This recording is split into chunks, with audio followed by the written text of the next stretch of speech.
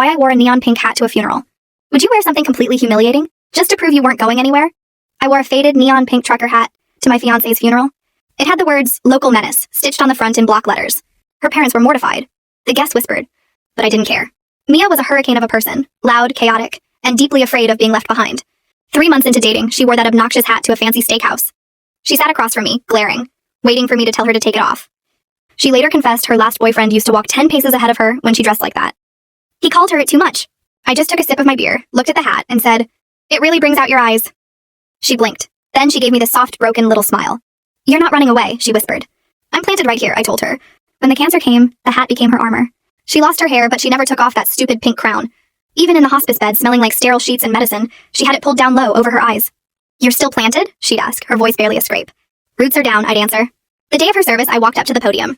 I didn't have a speech prepared. I just had the hat, gripped tight in my hands. I told the room, she wore this to filter out the people who wouldn't stay. That night, sitting alone in our quiet, empty house, I ran my thumb along the inner rim of the hat. I felt something crinkle. Tucked behind the sweatband, folded up tiny, was a faded piece of receipt paper. Her handwriting was messy, shaking. It read, "I knew you wouldn't run.